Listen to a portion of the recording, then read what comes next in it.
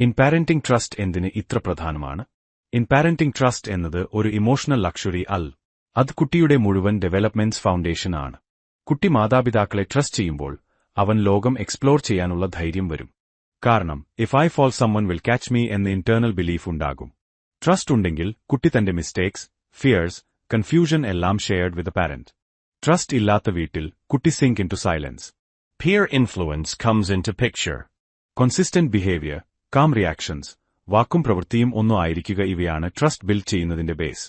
കുഞ്ഞ് എന്തെങ്കിലും പറയുമ്പോൾ ലിസ്ണിംഗ് ഇറ്റ് സീരിയസ്ലി, ജഡ്ജ് ചെയ്യാതെ റെസ്പോണ്ട് ചെയ്യൂ. ഇതൊക്കെ കുട്ടിയുടെ ബ്രെയിൻ സേഫ്റ്റി സിഗ്നൽസ് സ്ട്രെങ്തൻ ചെയ്യുന്നു. ശേഷം ട്രസ്റ്റ് ഉണ്ടായാലേ ഡിസിപ്ലിൻ വർക്ക് ചെയ്യൂ. ട്രസ്റ്റ് ഇല്ലാത്തപ്പോൾ കുറക്റ്റിംഗ് ചൈൽഡ്, ഈവൻ കെയറിംഗ് ആയാലും ചൈൽഡ് റിജക്ഷൻ പോലെ ഫീൽ ചെയ്യും.